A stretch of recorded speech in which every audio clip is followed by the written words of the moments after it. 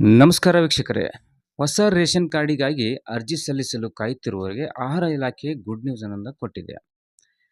ರಾಜ್ಯದಲ್ಲಿ ಹಲವಾರು ಕುಟುಂಬಗಳು ಇನ್ನು ರೇಷನ್ ಕಾರ್ಡ್ ಇಲ್ಲದೆ ಇರುವುದರಿಂದ ಸರ್ಕಾರದ ಅನೇಕ ಯೋಜನೆಗಳಿಂದ ವಂಚಿತರಾಗಿದ್ದಾರೆ. ಇಂಥವರಿಗೆ ಕರ್ನಾಟಕ ಸರ್ಕಾರದ ಆಹಾರ ಮತ್ತು ನಾಗರಿಕ ಸರಬರಾಜು ಇಲಾಖೆಯು ಶುಭವಾರ್ತೆಯನ್ನು ನೀಡಿದೆ. 2025ರ ಮೇ 1ರಿಂದ 5ರವರೆಗೆ ಹೊಸ ಪಡಿತರ ಚೀಟಿಗೆ ಅರ್ಜಿಗಳನ್ನು ಸಲ್ಲಿಸಲು ಅವಕಾಶವನ್ನು ಕೊಡಲಾಗಿದೆ. ರೇಷನ್ ಕಾರ್ಡ್ ಕೇವಲ ಧನ ಪಡೆಯುವ ಕಾರ್ಡ್ ಮಾತ್ರವಲ್ಲ, ಅದು ಭಾರತೀಯ ನಾಗರಿಕರಿಗೆ ಮುಖ್ಯ ಗುರುತಿನ ದಾಖಲೆಯೂ ಕೂಡ ಹೌದು. ಈ ಮೂಲಕ ಸರ್ಕಾರವು ಅರ್ಹ ಫಲಾನುಭವಿಗಳಿಗೆ ರೇಷನ್ ಕಾರ್ಡ್ ಆಧಾರದ ಮೇಲೆ ಸೌಲಭ್ಯಗಳನ್ನು ತಲುಪಿಸುತ್ತದೆ. ಪ್ರಮುಖವಾಗಿ ಬಿಪಿಎಲ್ ಕಾರ್ಡ್ದಾರರಿಗೆ ಪ್ರತಿ ತಿಂಗಳು ಉಚಿತ ಪಡಿತರ ಧಾನ್ಯಗಳು ಸಿಗುತ್ತವೆ. ಮಹಿಳೆಯರಿಗೆ ಗೃಹಲಕ್ಷ್ಮಿ ಯೋಜನೆಯಲ್ಲಿ ಮಾಸಿಕ 2,000 ರೂಪಾಯಿ ಪ್ರೋತ್ಸಾಹಧನ ಸಿಗುತ್ತದೆ. ಉಚಿತ ವೈದ್ಯಕೀಯ ಸೇವೆಗಳು ಸಹ ಸಿಗುತ್ತವೆ.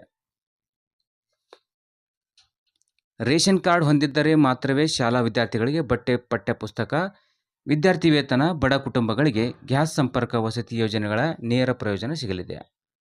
ಅರ್ಜಿ ಸಲ್ಲಿಕೆ ಅವಧಿ ಮತ್ತು ಸಮಯ ಈ ರೀತಿ ಇರುತ್ತದೆ. ಅರ್ಜಿ ಸಲ್ಲಿಕೆ ದಿನಾಂಕ 1/5/2025ರಿಂದ 5/5/2025ರವರೆಗೆ. ಸಮಯ ಪ್ರತಿದಿನ ಮಧ್ಯಾಹ್ನ 1 ಗಂಟೆಯಿಂದ 3 ಗಂಟೆವರೆಗೆ ಮಾತ್ರ. ಇನ್ನು ಎಲ್ಲಿ ಅರ್ಜಿ ಸಲ್ಲಿಸಬಹುದೆಂದರೆ ಹತ್ತಿರದ ಗ್ರಾಮ ಒನ್ ಕೇಂದ್ರ ಮತ್ತು ಕರ್ನಾಟಕ ಒನ್ ಕೇಂದ್ರಗಳಲ್ಲಿ ಅರ್ಜಿಗಳನ್ನು ಸಲ್ಲಿಸಬಹುದಾಗಿದೆ. ಈ ರೇಷನ್ ಕಾರ್ಡಿಗೆ ಅರ್ಜಿ ಸಲ್ಲಿಸಲು ಯಾರು ಅರ್ಹರೆಂದರೆ ಹೊಸ ರೇಷನ್ ಕಾರ್ಡ್ ಅರ್ಜಿ ಹಾಕಲು ಬಯಸುವವರಿಗೆ ಕೆಲವು ಅರ್ಹತಾ ಮಾನದಂಡಗಳನ್ನು ಪೂರೈಸಬೇಕಿದೆ.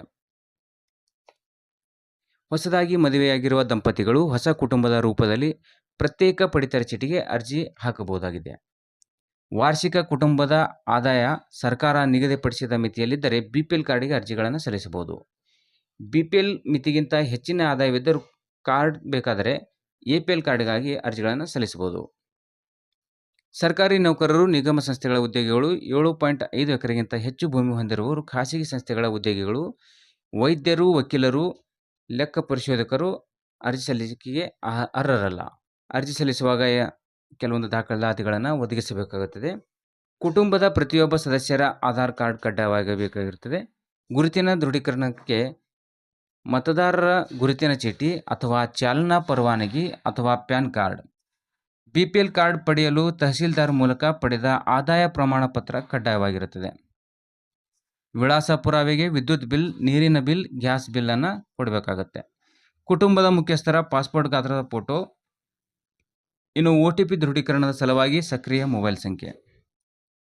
ಅರ್ಜಿ ಸಲ್ಲಿಸುವ ವಿಧಾನ ಯಾವ ರೀತಿ ಎಂದರೆ ಹೊಸ ಪಡಿತರ ಚೀಟಿಗೆ ಅರ್ಜಿ ಸಲ್ಲಿಸಲು ನಿಮ್ಮ ಹತ್ತಿರದ ಗ್ರಾಮ ಒನ್, ಕರ್ನಾಟಕ ಒನ್ ಕೇಂದ್ರಕ್ಕೆ ಭೇಟಿ ನೀಡಿ ಅಗತ್ಯ ದಾಖಲಾತಿಗಳೊಂದಿಗೆ ಸಿಬ್ಬಂದಿಯ ಸಹಾಯದಿಂದ ಆನ್ಲೈನ್ಗಳಲ್ಲಿ ಅರ್ಜಿಗಳನ್ನು ಸಲ್ಲಿಸಬಹುದಾಗಿದೆ.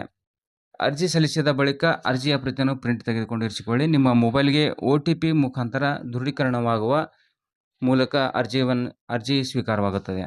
ಇನ್ನು ನಿಮ್ಮ ಅರ್ಜಿ ಸ್ಥಿತಿಯನ್ನು ಚೆಕ್ ಮಾಡುವ ವಿಧಾನ. ಒಮ್ಮೆ ಅರ್ಜಿ ಸಲ್ಲಿಸಿದ ಬಳಿಕ ಕೆಲವೊಂದು ಲಿಂಕ್ ಇದೆ. ಆ ಲಿಂಕ್ನಲ್ಲಿ ನೀವು ಹೋಗಿ ಅರ್ಜಿಗಳ ಸ್ಥಿತಿಯನ್ನು ಚೆಕ್ ಮಾಡಬಹುದಾಗಿದೆ. ಆ ಲಿಂಕ್ ಏನೆಂದರೆ ahar.karnataka.gov.in ಭೇಟಿ ನೀಡಿ ನಿಮ್ಮ ಈ ಸ್ಥಿತಿ ಸ್ಟೇಟಸನ್ನು ಚೆಕ್ ಮಾಡಿ ಅಲ್ಲಿ ನಿಮ್ಮ ರೇಷನ್ ಕಾರ್ಡ್ ಸ್ಥಿತಿಯನ್ನು ಪರಿಶೀಲಿಸಿಕೊಳ್ಳಬಹುದಾಗಿದೆ. ವೀಕ್ಷಕರೇ, ನಾವು ಕೊಟ್ಟಂಥ ಮಾಹಿತಿ ನಿಮಗೆ ಇಷ್ಟ ಅನಿಸಿದರೆ ಪ್ಲೀಸ್ ನಮ್ಮ ಚಾನಲ್ ಸಬ್ಸ್ಕ್ರೈಬ್ ಮಾಡಿ, ಲೈಕ್ ಮಾಡಿ ಹಾಗೂ ಈ ವಿಡಿಯೋನ ಎಲ್ಲರಿಗೂ ಶೇರ್ ಮಾಡಿ. ಧನ್ಯವಾದ.